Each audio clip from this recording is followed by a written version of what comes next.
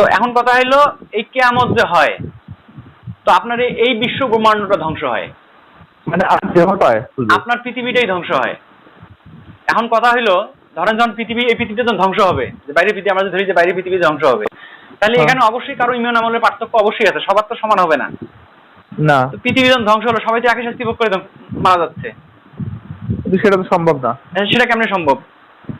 আবার যে 10,000 বছর আগে মারা গেছে, আর আপনি আজকে এই পৃথিবী ধ্বংস হলো আজকে আপনি মারা গেলেন, 10,000 বছর আগে একজন কবরে শুয়ে থাকলো, এতদিন থাকলো, আর আপনি আজকেই হাসরে উঠে গেলেন, এটা চরম একটা অনিরপেক্ষতা না? মাত্র একটা সময়ের অসমতা না? আমি তো এটা প্রশ্ন আমার মেলাবার মনের মধ্যে আসছে। হ্যাঁ, কিন্তু আপনি যারা অনেক আগে মারা গেছে তারা কিভাবে বিচারের দিন একসাথে যাবে? তো এখন দেখেন আপনি এখন মরতেছেন, আমি হিসেব নিকেশ আবার আপনি আকৃতি ধারণ করতেছেন, তাহলে জিনিসটা নিরপেক্ষ না? এখন কথা হলো আপনি আগের জন্ম স্মরণ করতে পারেন না কেন? এটা একটা প্রশ্ন আসে না, যে আগে আমি কি ছিলাম, আমি এটা স্মরণ করতে পারতেছি না কেন? স্মরণ করতে পারবেন না, এটা ক্লিয়ার। কি কারণে? আপনার সবকিছু কোথায় থাকে? এই যা কিছু দেখতেছেন, স্মৃতি বা সবকিছু কোথায় থাকে? আপনার মস্তিষ্কে থাকে। হ্যাঁ, ব্রেনে। হ্যাঁ, এই মস্তিষ্ক গিলুটা আছে, এটা মস্তিষ্ক, তাই না? হ্যাঁ। এবং মস্তিষ্কে যে টিস্যুগুলো আছে, আজ পর্যন্ত বিজ্ঞানীরা এটা প্রুভ করতে পারেনি যে টিস্যুগুলো মানে কিভাবে তৈরি, কেমনে কি। এইটা করতে পারলে মানুষ কিন্তু তাহলে রোবটেরও প্রাণ দিতে পারতো, সে নিজস্ব প্রক্রিয়া চলতে পারতো। এটা মানুষ কখনোই পারবে না, এই পর্যন্ত মানুষ বুঝতে পারবে না। তো আপনি যখন দেহ ত্যাগ করেন তখন কি এই গিলুসহ নিয়ে যান? না, তা তো নিয়ে যাবো না। গিলুসহ নিয়ে যান না, তাহলে ওটা কি হচ্ছে? স্মৃতি আপনার নষ্ট হয়ে যাচ্ছে, পচে যাচ্ছে, তাই না? আর আপনি যখন আবার একটা নতুন একটা দেহ পাইলেন, তখন তো নতুন করে একটা দেহ পাইলেন, ওখানে তো ওই স্মৃতি আসার কথা না। কারণ মোবাইলের মেমোরি কার্ড একটা ফোনে আপনার আছে, আপনি জানেন সিমটা আপনি, মেমোরি কার্ডটা হচ্ছে আপনার এই ফোনের হচ্ছে যাবতীয় তথ্য উপাত্ত যা আছে সব ওখানে সংরক্ষণ থাকে, আপনার দেহের মস্তিষ্কে যেরকম সংরক্ষিত থাকে। তো সিমটা চেঞ্জ করে আপনি একটা ফোনে নতুন ফোনে নিলেন, নতুন ফোনে নিলে কি এটা ডাইভার্ট হয়ে যায় ওখানে? না, কিভাবে যাবে? কখনোই যায় না। তদ্রুপ এটাও এরকম, আপনি যখন নতুন দেহ পাবেন তখন আপনার এই পুরানা স্মৃতি তো ওই দেহের মধ্যে ছিল, ওটা ধ্বংস হয়ে গেছে। আপনি নতুন কিন্তু আমি যেই তার মধ্যে উঠি, আমার কর্মের ফল তো ভোগ করতেই হয়। অবশ্যই, কারণ আল্লাহ তো বলছেন তোমরা যা ভোগ করো তা তোমাদের দুই হাতের কামাই, তোমাদের কর্মফল ভোগ করো।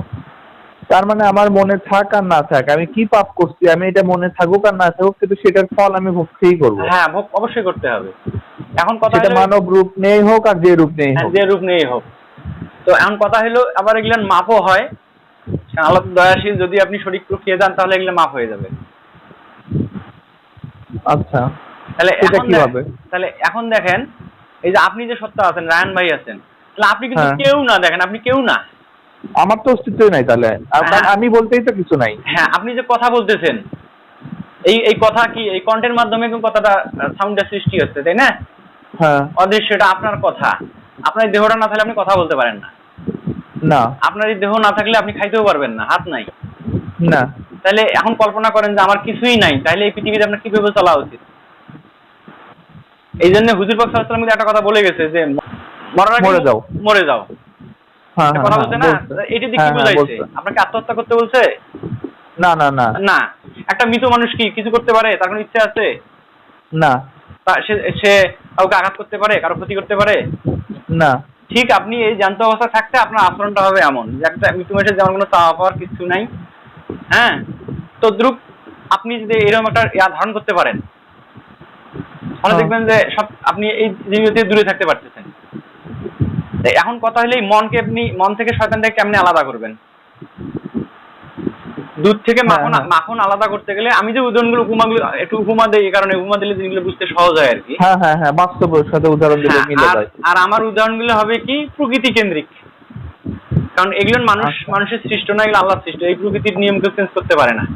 দুই প্রকার যুক্তি দেওয়া যায়, একটা মানুষের সৃষ্টি যুক্তি, একটা প্রকৃতি নির্ভর যুক্তি।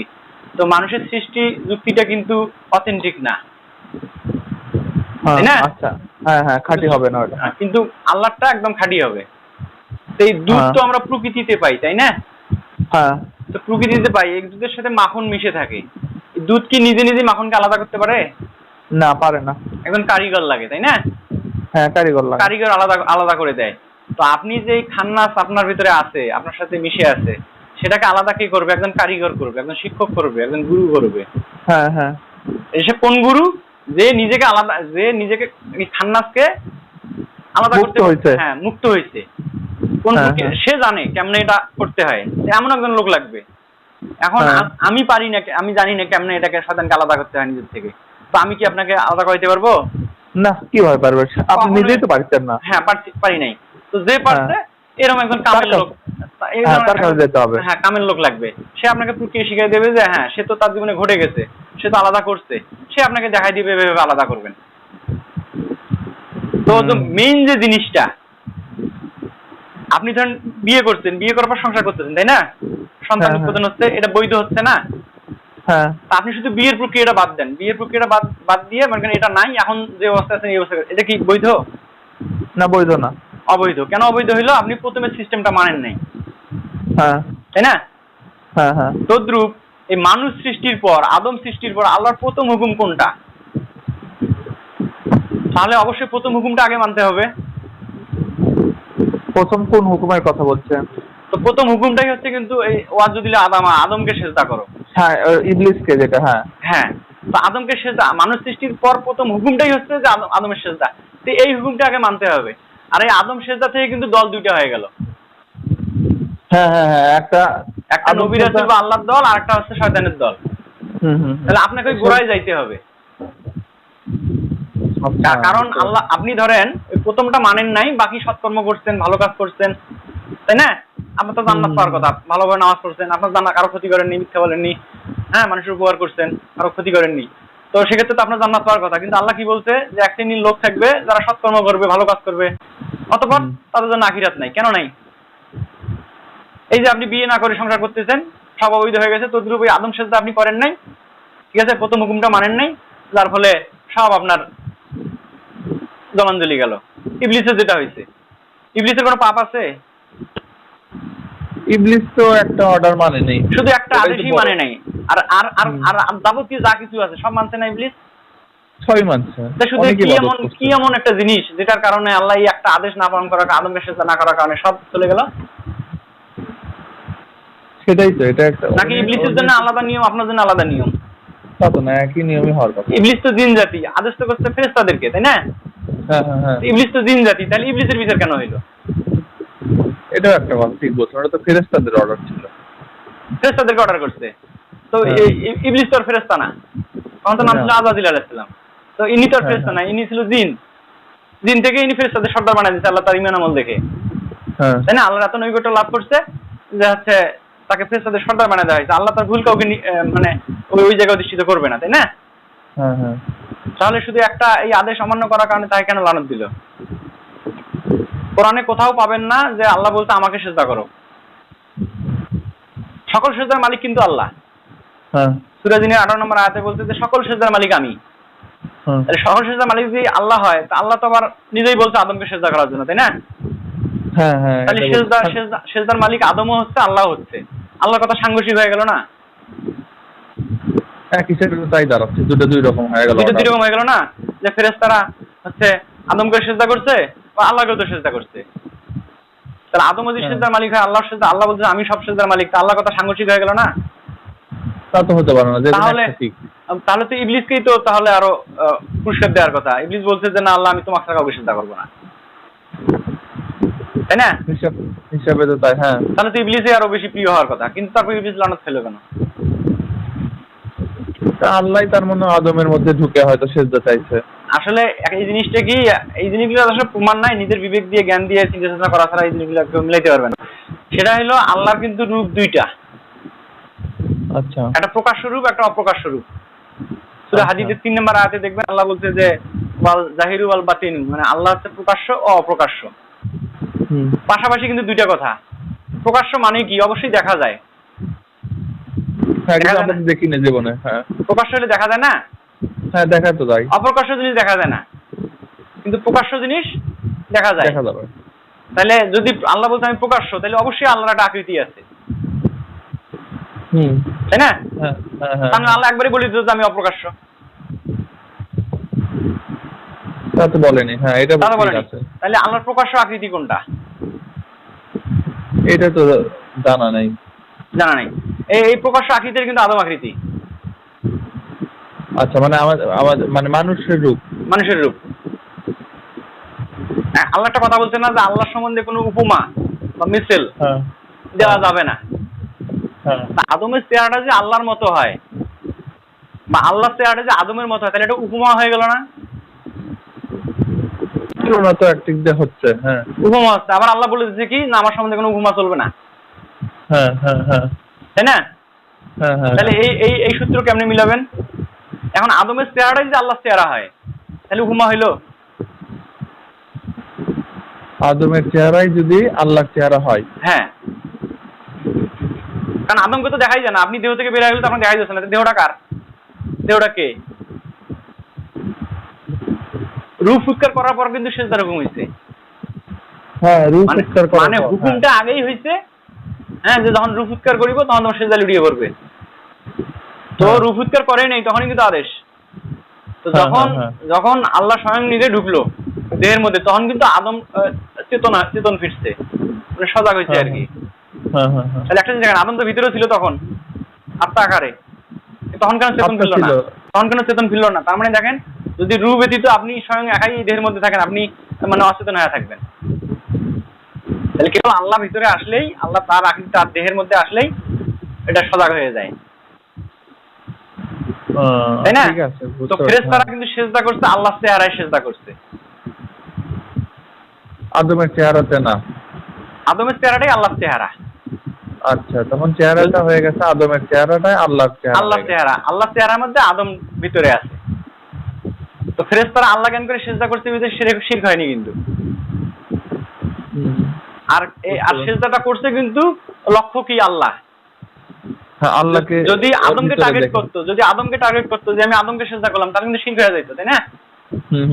কিন্তু তাদের চিন্তা চেতনা কিসের দৃষ্টিভঙ্গি কি ছিল? যে আমি আল্লাহ চেহারায় সেজদা করলাম। তখন কি এই সেজদা আল্লাহ পাইলো না? আল্লাহ পাইলো, আদমের শুরুতে পাইলো আল্লাহ। আল্লাহ। এখন কথা হইলো, যদি আমাকে সেজদা করেন, আমি তো পাপী টাপি, আমার ভেতর শয়তানও আছে। আদমের ভেতর কিন্তু শয়তান নাই। আমাকে যদি অরিজিনাল আদম, তার মধ্যে শুধু আল্লাহই আছে নাকি? আল্লাহই আছে, তার মধ্যে তো শয়তান নাই। এখন আপনি যদি আমাকে সেজদা করেন, তাহলে আমার ভিতর তো এখনো শয়তান আছে, তাই না? হ্যাঁ। তাহলে তো শয়তানের সেজদা পায়, তাহলে এই শিরক হয়ে যাচ্ছে কিন্তু। ও আচ্ছা, আচ্ছা, মানে ওই আদম, মানে ওই মানুষকে সেজদা করা যাবে যে শুদ্ধ আদম হইছে, যে কমপ্লিট আদম, হ্যাঁ, এবং যার প্রতি খেলাফত আছে যে চেহারাটার উপর। কারণ আল্লাহ যে বলছে, রাসূল সূরা ফিতরের 10 নম্বর আয়াতে দেখবেন যে তোমরা যখন রাসূলের কাছে বায়াত গ্রহণ করো না, তখন তো আল্লাহর কাছেই যাও। রাসূলের কাছে বায়াত গ্রহণ করা মানে আল্লাহ বলতেছে কি, আমার কাছে বায়াত গ্রহণ করলে। রাসূলের হাতে হাত রাখা মানে আল্লাহর হাতেই হাত রাখলে। এটা কেমনে হয়? ওটা তো আমি দেখলাম আমি রাসূলের হাতে হাত রাখছি, আল্লাহ কইতেছে না না, ওটা রাসূলের হাত না, ওটা স্বয়ং আল্লাহরই হাত। না, তাদের হাতের উপর আল্লাহর হাত। আল্লাহ এখানে সাক্ষী দিচ্ছে যে ওই হাত তো রাসূলের হাত না, ওটা আল্লাহরই হাত। তো হাতটা যদি রাসূলের আল্লাহর হয়, তো দেহটা কার? তখন তো ওটা আল্লাহ হয়ে গেছে, আল্লাহরই দেহ। তাহলে কি এখন শিরক হবে? তাহলে যদি কাউকে আপনি সেজদা করেন, কোনো গুরুকে আপনি সেজদা করলেন, যদি গুরু মনে করে সেজদা করেন যে আমি ব্যক্তি লোকটাকে সেজদা করলাম, এটা কিন্তু শিরক হয়ে যাবে। ওই গুরুকে ভাবি যে এনার মধ্যেই আল্লাহ আছে, হ্যাঁ, এবং আমি সেজদা করি, তাহলে সমস্যা নাই। তার এই প্রকাশ্য চেহারাটাই আল্লাহ সাকার রূপ, এখানে আর শয়তান নাই, আমি আল্লাহ চেহারায় সেজদা করলাম। আল্লাহ কিন্তু বলছে আমার একটা ঠিকানা সাব্যস্ত করো। তাহলে এই ঠিকানা, কোন ঠিকানা সাব্যস্ত করতে বলছে? গুরুই এখন গুরু, হ্যাঁ, এই গুরুর চেহারাটা বা মুর্শিদের চেহারাটা, এই ঠিকানা আপনি সাব্যস্ত করলেন এবং বায়াত নিতে বলছে, তাই না? বায়াত যে নিবেন, বায়াত মানে কি? বিক্রি হয়ে যাওয়া, আত্মসমর্পণ করা। আপনার ইচ্ছা অনিচ্ছা সবকিছু তার কাছে আপনি প্রতিজ্ঞাবদ্ধ হলেন, তার হুকুম হাকাম ছাড়া আপনি কোনো কিছুই করবেন না। এই কেবল একাত্মবাদে আসলেন, আপনি কেবল আমানু হইলেন। আর নফসে আম্বারা স্তর থেকে, পাপী তাপী থেকে আপনি দ্বিতীয় স্তরে উঠলেন, বিশ্বাসী। কেবল আপনি বিশ্বাসী হলেন, সম্যক রাসূলকে আপনি মানলেন। আপনি পূর্বের ইতিহাস দেখেন, প্রত্যেককেই তার আগের নবীকে মানছে, কিন্তু যে নবী বর্তমান ছিল সেই নবীকে কিন্তু মানে নাই। যখন আগেরটাকে মানে, যেমন ইহুদি মুসা নবীকে ইহুদিরা মানে, যখন ঈসা আলাইহিস সালাম আসলো তখন কিন্তু ওই ঈসা আলাইহিস সালামকে মানে না। আবার যখন মুহাম্মদ সাল্লাল্লাহু আলাইহি ওয়াসাল্লামকে আসলো তখন মুহাম্মদ সাল্লাল্লাহু আলাইহি ওয়াসাল্লামকে মানে, ঈসা নবীকে মানে, মুহাম্মদ সাল্লাল্লাহু আলাইহি ওয়াসাল্লামকে মানে না। এই সাক্ষাৎ যে সম্যক যে রাসূল, এই রাসূলকে কিন্তু মানতেছে না। কেন মানতেছে না? হ্যাঁ, দেখতে আমার মতোই মানুষ, আমি আবার একজন দাসত্ব করবো, করবো। এই আপনার অহংকার এটা আপনার করতে দেয় না, ভিতরে শয়তান আছে, আপনাকে এটা করতে দেয় না। তাহলে ইবলিস 27 মানে এমন কোনো জায়গা নেই যেখানে সে সেজদা করেনি। হ্যাঁ, এখন আপনি যদি সেম জায়গাগুলোতে সেজদা করেন, তাহলে আপনি ইবলিসের অনুসারী না? ইবলিস থেকে পৃথক?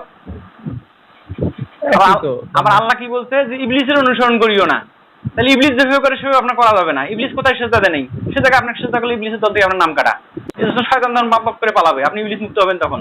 যখন আপনি আদম সেজদা করবেন, ঠিক আছে, তো ইবলিস করবে না, তো হইলো না, সে তো আমার দল থেকে নাম কেটে ফেললো, আমি আদম সেজদা করি নাই, সে করলো। তাহলে আপনি কিন্তু দেখেন দল থেকে অটোমেটিক্যালি কিন্তু আপনি আলাদা হয়ে যাচ্ছেন। তো দল তো দুইটা, ইবলিসের দল থেকে নাম কাটাইলে আপনি কোথায় থাকবেন? আল্লাহর দলে। তো এখন আল্লাহ কি প্রতিজ্ঞা করছে দেখেন, তখন কিন্তু আপনি আমানু। আর কোরআনে সব আয়াত পাবেন, যত আদেশ নিষেধ আছে সব আমানুদের প্রতি, ইয়া আইয়ুহাল্লাযিনা আমানু, ইয়া আইয়ুহাল্লাযিনা আমানু, এরকম আছে। যদি আমাদের মোল্লা মুন্সিরা অর্থ করে হে মুমিনগণ, বাংলা অর্থ করে হে মুমিনগণ, তো কোথায় মুমিন থাকলো আর কোথায় আমানু থাকলো?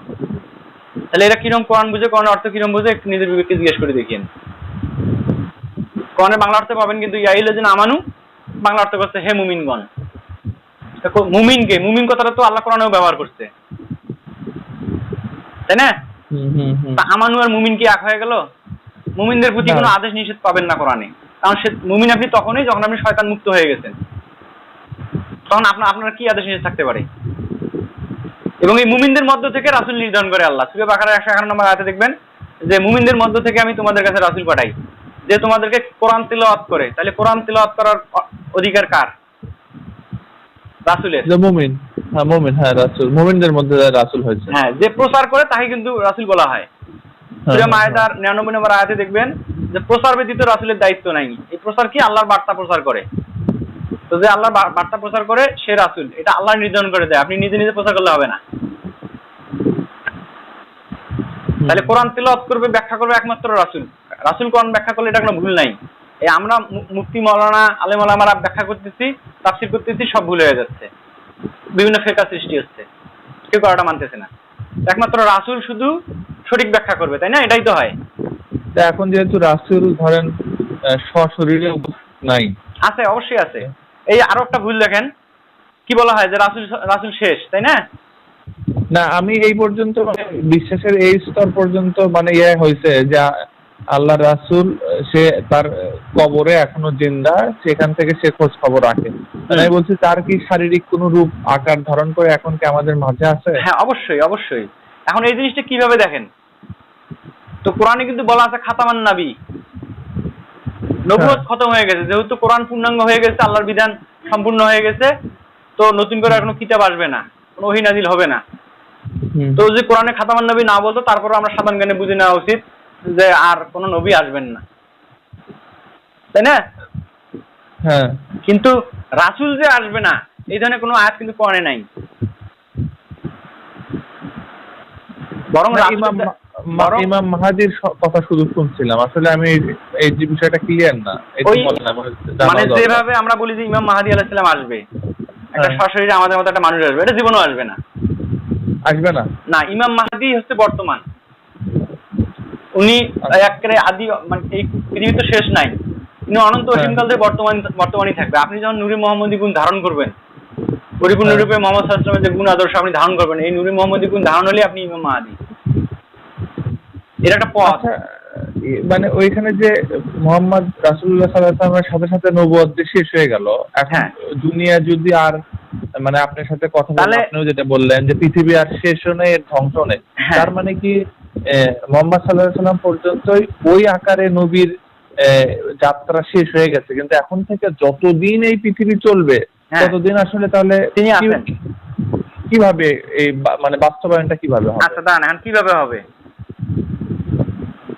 তো মোহাম্মদ নবুয়ত খতম হয়ে গেছে, তাহলে এখন কি শুরু হয়েছে? এখন কোন যুগ চলছে? এখন বেলায়েতের যুগ চলছে। আচ্ছা, বেলায়েত মানে আধ্যাত্মিকতা, নিজেকে শুদ্ধ করার যুগ, আপনারও রাসূল হওয়ার সুযোগ, তাই না? আমি নিজে হতে পারবো অবশ্যই। কিভাবে সেটা পসিবল? এই দেখেন, তার আগে একটা এই বিষয়টা একটু ক্লিয়ার করি যে আমাদের সমাজের ধারণা মুহাম্মদ সাল্লাল্লাহু আলাইহি ওয়াসাল্লাম কিন্তু আমাদের রাসূল না। আচ্ছা, কিভাবে তাহলে? কথাটা একটু খটকা লাগলো না? এটা কেমন কথা বলে ভাই? লাগলো। হ্যাঁ হ্যাঁ হ্যাঁ। একটা জিনিস দেখেন, নবী বড় না রাসূল বড়, এরকম একটা কথা আমাদের সমাজে প্রচলিত আছে না? রাসূল বড়। হ্যাঁ, বলে যে বলে কি, আমরা দেখবেন ক্লাস 5 এর ধর্মশিক্ষা বই এবং ক্লাস 9 এর ধর্মশিক্ষা বইয়ে ওখানে কিন্তু বলা সকল আছে রাসূলই নবী, হ্যাঁ হ্যাঁ, কিন্তু সকল নবী রাসূল না, তাই না? নবীটা, হ্যাঁ হ্যাঁ। কি রকম একটা মিথ্যাচার! কোরআনের মানে আল্লাহর বিধানটা কিভাবে উল্টে দেওয়া হয়েছে দেখেন। তো এই যে এই বিধানটা যে উল্টে কারা করছে? আলেম ওলামারা। কারণ এই পাঠ্যপুস্তকে তো ওরাই বোর্ড গঠন করে, ওরাই তো এটা অন্তর্ভুক্ত করে, তাই না?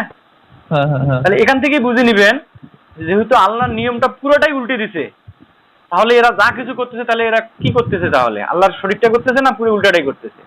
এই একটা থেকে আপনি বুঝতে পারবেন। সূরা ইমরান এখানে কি ভুল হলো একটু? হ্যাঁ, এখানে হচ্ছে যে প্রত্যেক নবী রাসূল, কোরআন যেটা বলতেছে আর কোরআনের যেটা ব্যাখ্যা, আল্লাহ যেটা ব্যাখ্যা, সেটা হলো যে প্রত্যেক নবী রাসূল, কিন্তু প্রত্যেক রাসূল নবী না। তাহলে আমরা বইয়ে যেটা বললাম তার উল্টাটা বললাম তো।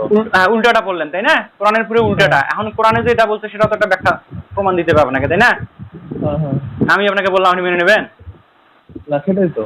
তাই অবশ্যই আপনাকে সেটা ব্যাখ্যা দিতে হবে। তারপর যখন আপনি নিজে দেখবেন তখন আপনার বিশ্বাস অবিশ্বাস করার বিষয়টা আসতেছে। হ্যাঁ হ্যাঁ হ্যাঁ। তাহলে প্রত্যেক নবী যদি রাসূল হয় এবং প্রত্যেক রাসূল নবী না, তাহলে বড় কে হলো? নবী বড় হলো না? নবীটা এখন বড় হয়ে গেল। নবীকে যদি আপনি রাসূল বলে ডাকেন তাহলে কি তার পদমর্যাদা কম করে ফেললেন না? আপনি শান করলেন না? হ্যাঁ, আপনার এখন কথা শুনে সেটা মনে হচ্ছে। হেডমাস্টারকে যদি আপনি শুধু সাধারণ শিক্ষক বলে আপনি করেন, সম্বোধন করেন, তাহলে কি তাকে নিচে নামালেন না? কমে গেল। হ্যাঁ, সম্মান কমে গেল। হ্যাঁ, তো মুহাম্মদ সাল্লাল্লাহু আলাইহি ওয়াসাল্লাম কিন্তু উনি আমাদের নবী, কিন্তু উনি আমাদের রাসূল না। আপনি লা ইলাহা ইল্লাল্লাহ মুহাম্মাদুর রাসূলুল্লাহ বলতেছেন, এটা কি আপনি সাক্ষী দিচ্ছেন, তাই না? আল্লাহ তাআলার কোনো মাবুদ নাই, মুহাম্মদ সাল্লাল্লাহু আলাইহি ওয়াসাল্লাম তার রাসূল। আপনি কি দেখে সাক্ষী দিচ্ছেন? না, কিন্তু কাউকেই দেখিনি, আল্লাহকে দেখিনি। হ্যাঁ, তো আপনি দেখে সাক্ষী দিচ্ছেন না। দেখে সাক্ষী, দেখে কোথাও যদি দেখে সাক্ষী না দেন তাহলে সেটা গ্রহণযোগ্য? বর্তমান মানে এই পৃথিবীতে তো গ্রহণযোগ্য নয়। কখনোই এটা অথেন্টিক কোনো কথাও না।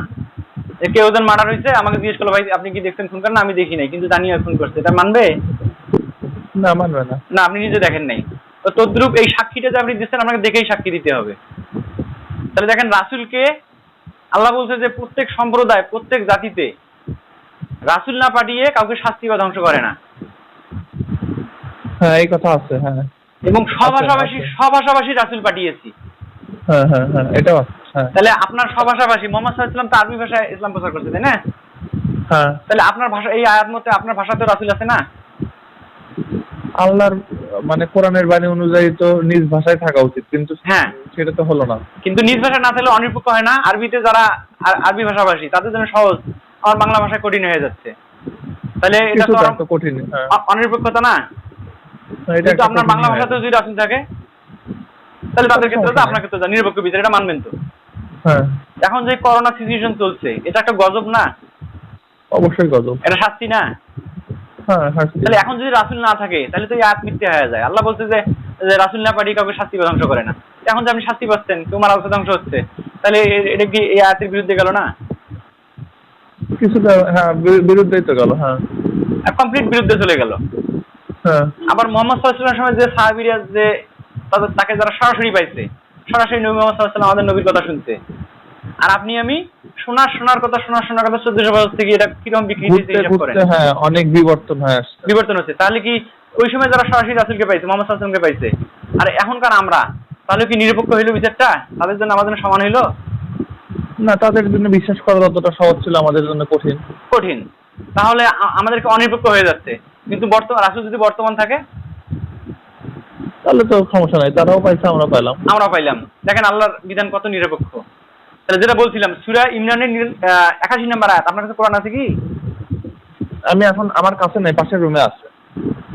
আচ্ছা, নিয়ে এসে একটু খুললে তাহলে এখনই সাথে সাথে ক্লিয়ার হয়ে যাবে। আচ্ছা, আপনি বলেন, সমস্যা নাই, আমি ওটা চেক করে নিব। আচ্ছা, দেখেন।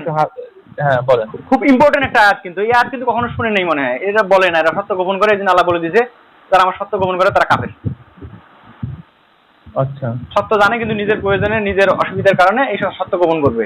এজন্য আল্লাহ কিন্তু এর ভবিষ্যৎবাণী দিয়ে দিয়েছে আগে। তো এখানে বলা হয়েছে, আল্লাহ বলতেছে যে নবীদের কাছে আমি অঙ্গীকার নিয়েছি। এখানে কিন্তু নবীদের বলা হয়েছে, তাই না? হ্যাঁ হ্যাঁ। তাহলে প্রত্যেক নবী, হ্যাঁ হ্যাঁ হ্যাঁ, প্রত্যেক নবী না? হ্যাঁ। কিন্তু আল্লাহ কেন বললো না যে আমি প্রত্যেক নবীর কাছে অঙ্গীকার নিয়েছি? তাহলে কথাটা আরো সহজ হইতো না? তাই তো হতো। কিন্তু এখানে দেখেন কত বড় পার্থক্য। নবীদের বলছে যে নবীদের কাছে অঙ্গীকার নিচ্ছে, মানে সব নবী, এই ঘটনাটা একসঙ্গেই ঘটছে। এই অঙ্গীকার নামাটা সব নবী উপস্থিত ছিল, ঠিক আছে, তাদের সময় ঘটছে, একই সময়ে ঘটছে, এই জন্য বলছে নবীদের। আর যদি প্রত্যেক নবীদের বলতো তাহলে কিন্তু ম্যান টু ম্যান অঙ্গীকার নিচ্ছে এরকম বোঝাইতো। দেখছেন আল্লাহর বাণী কত রহস্যময় না? এইভাবে তো খুঁটে খুঁটে দেখা হয় না। কত ক্লিন না, কত পরিষ্কার না? হ্যাঁ, আল্লাহ এভাবে বলছে যে আমি নবীদের কাছে অঙ্গীকার নিয়েছি, তাদেরকে আমি কিতাব ও হিকমত দিয়েছি। তাহলে কিতাব কাকে দিছে? নবীদেরকে। কোরআনের কোথাও পাবেন না যে রাসূলকে কিতাব দিছে। তো কোরআনে কি বললো? যে আমি নবীদেরকে কিতাব দিয়েছি, মানে হিকমত, যেটা জ্ঞান, তাই না? হিকমত দিছে। তাহলে কিতাব আর জ্ঞান কাকে দিছে? কিতাব কাকে দিছে? নবীকে, তাই না? তাহলে নবীর উপর কিতাব আসে, নবীর উপর ওহী নাজিল হয়, যার উপর ওহী নাজিল হয়, যার উপর কিতাব আসে, সে তখন নবী, নবী পদ, তাই না? তারপর কি বল, দাঁড়ান আমি আয়াতটা একটু বের করে আপনাকে আরো সুবিধা, একটু লাইনে থাকেন ভাই। হ্যাঁ, আপনার কি বিরক্ত লাগতেছে ভাই? বিরক্ত লাগলে না, আমি এগুলা খুঁজি ভাই, আমার এগুলা খোঁজার নেশা আপনার সাথে। তবে একটা কথা ভাই, আমি জিনিসটা সবাইকে বলি, হ্যাঁ বলেন, সবাইকে বলি, সেটা হলো আমার কথা জাস্ট মাথায় রাখবেন। আপনি বিশ্বাসও করবেন না, অবিশ্বাসও করবেন না, আবার মানবেনও না, জাস্ট মাথায় রাখবেন। কারণ আপনি নিজে থেকে ক্লিয়ার হন, তারপর মানেন। আমার শোনা কথা শুনি আপনি মানবেন, তাইলে ওই একই হয়ে গেল। ওই আলেম ওলামা যা বলতেছে সেটাও শুনি মানতেছেন, আমারটাও শুনি মানতেছেন, তাইলে হইল না। তাহলে আমার কথা আপনি নিশ্চিত বিশ্বাসী হন, আল্লাহ কিন্তু নিশ্চিত বিশ্বাসী হইতে বলছে।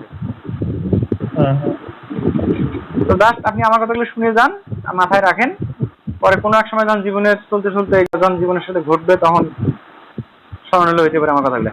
তো এখানে কি বলছে? আর স্মরণ করো, সূরা ইমরানের 81 নম্বর আয়াত। আর স্মরণ করো যখন আল্লাহ নবীদের অঙ্গীকার নিয়েছেন, আমি তোমাদেরকে যে কিতাব ও হিকমত দিয়েছি, যেটা বললাম নবীদেরকে কিতাব ও হিকমত দিছে, অতঃপর তোমাদের সাথে যা আছে তার সত্যায়নকারী রূপে। তাইলে নবীর উপর যে কিতাব আসছে সেটা সত্যায়নকারী রূপে একজন রাসূল তোমাদের কাছে আসবে। কত বড় কথা দেখছেন? রাসূলই আসবে পরে, মানে নবীরা আগে, মানে ওই যখন নবীর উপর কিতাব আসলো, তা বলছে না যে তোমাদের অতঃপর তোমাদের সাথে যা আছে, কি আছে? নবীর কাছে কিতাব আছে, জ্ঞান আছে, তাই না? হিকমত, যে দুটো কথা বললো, তার সত্যায়নকারী রূপে, সেটা সত্যায়ন করবে, অ্যাটেস্টেড করবে, একজন রাসূল তোমাদের কাছে আসবে। তাহলে তাহলে প্রত্যেক নবীর কাছে তার জীবদ্দশায় একজন রাসূল আসবে, এটা আল্লাহ মনোনীত একজন রাসূল, তাই না? তখন অবশ্যই তোমরা তার প্রতি ঈমান আনবে। আল্লাহ কি বলছে? এটা কিন্তু অঙ্গীকার নিচ্ছে আল্লাহ। তোমাদের কাছে রাসূল আসবে, তখন অবশ্যই তোমরা তার প্রতি ঈমান আনবে এবং তাকে সাহায্য করবে। এই সাহায্যটা কি দিয়ে সাহায্য করবে? রেসালাত দিবে, রেসালাত দিয়ে সাহায্য করবে। তিনি বললেন, মানে কে বললো? আল্লাহ বললো, তোমরা কি স্বীকার করেছো এবং এর উপর আমার প্রতিশ্রুতি গ্রহণ করেছো? আল্লাহ জিজ্ঞেস করলো নবীদের। তারা বললো, কারা বললো? নবীরা বললো, আমরা স্বীকার করলাম। নবীরা স্বীকার করে নিল। তখন আল্লাহ বললেন, তবে তোমরা সাক্ষী থাকো। আল্লাহ নবীদেরকে বলছে তোমরা সাক্ষী থাকো এবং আমিও তোমাদের সাথে সাক্ষী রইলাম। তাহলে স্বয়ং আল্লাহ নিজেই সাক্ষী। তার কত গুরুত্ব, কথাটা দেখেন, এই জিনিসটা কত ইম্পর্টেন্ট। তাহলে এখন দেখেন, তাহলে মুহাম্মদ সাল্লাল্লাহু আলাইহি ওয়াসাল্লাম আমাদের নবী, তাই না? তাহলে এই আয়াত মতে নবীর কাছে একজন রাসূল আসছে। রাসূল আসছে। এই কোরআনের আগের কিতাব কি? ইনজিল শরীফ। বেশি দূরে না যাই, আমরা এই দুই নবীর মধ্যে দেখি, ঈসা আলাইহিস সালাম থেকে মুহাম্মদ সাল্লাল্লাহু আলাইহি ওয়াসাল্লাম 500 বছর একটা গ্যাপ। ইনজিল শরীফ থেকে কোরআন, তাই না? 500 বছর গ্যাপ না? মাঝখানে কোনো কিতাব আছে? না। মাঝখানে কোনো নবী আছে? না, নবী নাই। আর নবী নাই। তাহলে মুহাম্মদ সাল্লাল্লাহু আলাইহি ওয়াসাল্লামের কাছে যে রাসূল আসলো, তার উপর কোনো কিতাব নাই? না। কিতাব আছে কি? না। ইনি শুধুই রাসূল, তাই না? তাহলে নবী কয় প্রকার হইলো? নবী কিন্তু এক প্রকারই। নবী সব, মানে যার কাছে কিতাব আছে তাই না? নবী এক প্রকার। তা রাসূল কয় প্রকার বের হইলো? 2 প্রকার, একটা কিতাব সহ রাসূল আর একটা কিতাববিহীন রাসূল। আচ্ছা, কিতাব সহ রাসূলকে যার উপর ওহী আসছে, যে নবী প্লাস তিনি রাসূলও, কারণ তিনি তো সেটা প্রচারও করছেন। হ্যাঁ হ্যাঁ হ্যাঁ। আল্লাহ কিন্তু বলছে যে আমি কিতাব দিয়েছি অতঃপর তার রিসালাতের ভার দিতে, মানে সেটা প্রচারেরও ভার দিতে, নাকি শুধু কোরআন নাজিল হয়েছে তিনি নবী চুপচাপ ছিলেন অন্যকে প্রচার করছে? না ঠিক আছে, বুঝতে পারছি। তাহলে যখন মানে যখন একটা প্রচার করে, নবীর ওপর আবার রিসালাতের দায়িত্ব আছে। হ্যাঁ, তো যখন ওহী নাজিল হয় তখন তিনি নবী, আর যখন সেটা প্রচার করেন তখন হয়ে যান রাসূল। আমি যে বললাম না সূরা মায়েদার, হ্যাঁ দুইটা পদ, দুইটা, হ্যাঁ সূরা মায়েদার 99 আয়াতে বললাম না প্রচার ব্যতীত রাসূলের কোনো দায়িত্ব নাই। তো যখন প্রচারটা শুধু রাসূলই করবে। তো মুহাম্মদ সাল্লাল্লাহু আলাইহি ওয়াসাল্লাম নবী ছিলেন, ওহী নাজিল হয়েছে, আবার তিনি সেটা প্রচারও করছেন, তাহলে তিনি নবী প্লাস রাসূল। আর এনার কাছে যে রাসূল আসলেন এনার কাছে কোনো ওহী নাই, কিতাব নাই, তাহলে ইনি শুধুই রাসূল। তাহলে দেখেন প্রত্যেক নবী রাসূল, কিন্তু প্রত্যেক রাসূল নবী হচ্ছেন না। এটা কি ক্লিয়ার আপনি? হ্যাঁ ঠিক আছে। যদি আপনি না বুঝেন, যদি আপনি না বুঝেন বা দ্বন্দ্ব সংশয় লাগে, তাহলে আমাকে হাজার প্রশ্ন করবেন, ক্লিয়ার হওয়ার জন্য। না না, যতক্ষণ বুঝেন ততক্ষণ প্রশ্ন করবেন। হ্যাঁ হ্যাঁ হ্যাঁ, এই পর্যন্ত ঠিক আছে।